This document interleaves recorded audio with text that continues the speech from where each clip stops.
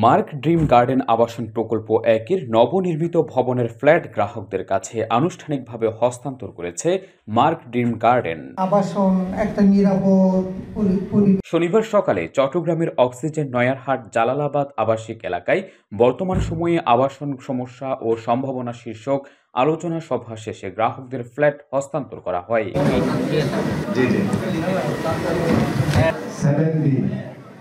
এর আগে mark group of কোম্পানির ব্যবস্থাপনা পরিচালক মোহাম্মদ কামাল উদ্দিন চৌধুরী ও পরিচালক মিজানুর রহমানের যৌথ সঞ্চালনায় মার্ক গ্রুপ অব কোম্পানির চেয়ারম্যান রেজাউল করিমের সভাপতিত্বে অনুষ্ঠানে প্রধান অতিথি হিসেবে উপস্থিত ছিলেন শ্রমিক কল্যাণ ফেডারেশনের সভাপতি মোহাম্মদ জাহাঙ্গীর আলম। অনুষ্ঠানে আরও উপস্থিত ছিলেন আল রায়ান ফ্যাশন লিমিটেডের চেয়ারম্যান মঈনুদ্দিন চৌধুরী, ব্যবস্থাপনা পরিচালক শফিউল আজম, মার্ক গ্রুপ অব কোম্পানির ডিরেক্টর মুস্তফা কামাল, বনফুল লিমিটেডের সিইও আব্বাস উদ্দিন, অধ্যক্ষ হাবিব রহমতুল্লাহ, ডাক্তার মুনির আজাদ সহ অন্যান্যরা।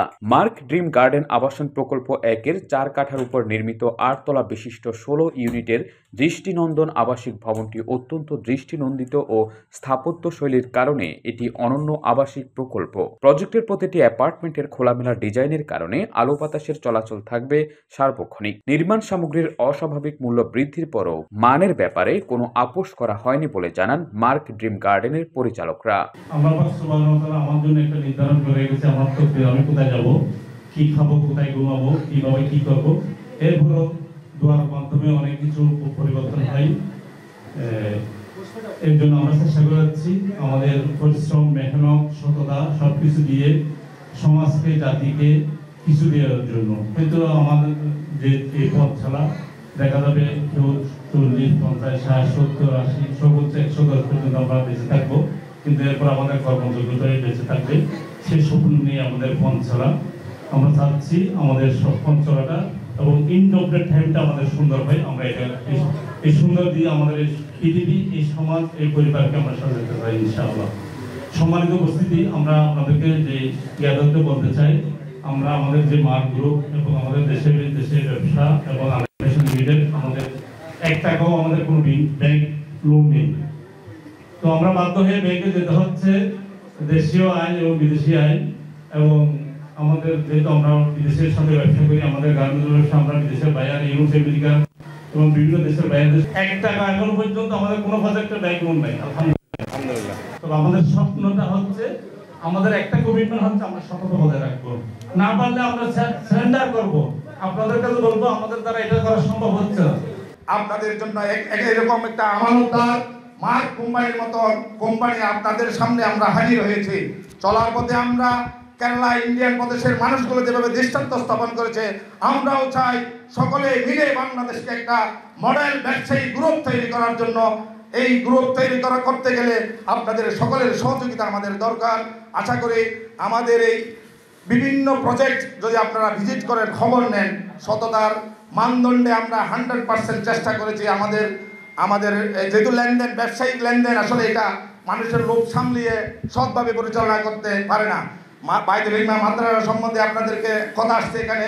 বাইতুল হিকমা মাদ্রাসা যখন আমরা করেছি, আমরা 24 জন ডিরেক্টর, আমরা 4 জন এবং সাথে আরো 20 জন ডিরেক্টর আমরা নিয়েছি।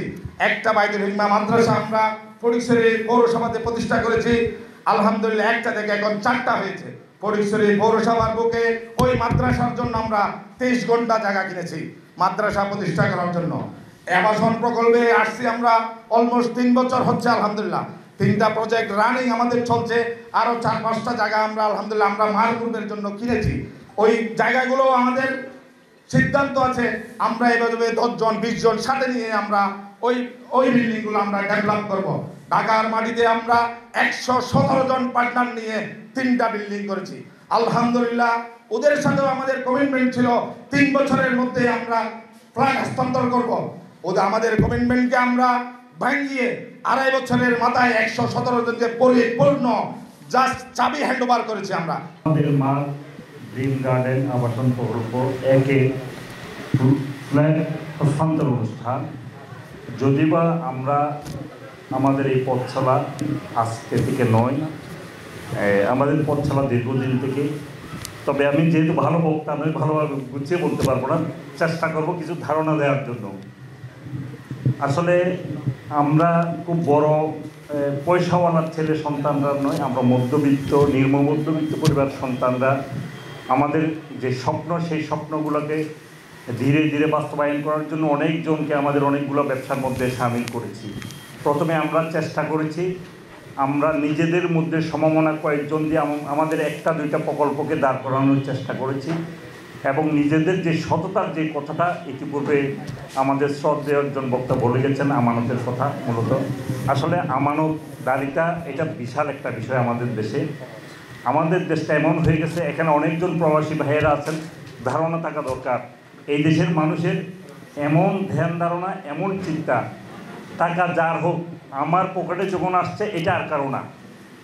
এটা হচ্ছে প্রথম মাইন্ডসেট যে এই টাকার আর কোনো দিতেও হবে না, ধার নিয়ে আর যেভাবে নিই অথবা বিনিয়োগ নিই, ফুসলাইয়া ফাসলাইয়া বিনিয়োগটা নেবে, এরপরে আপনাকে দেওয়ার আর কোনো কি নেই।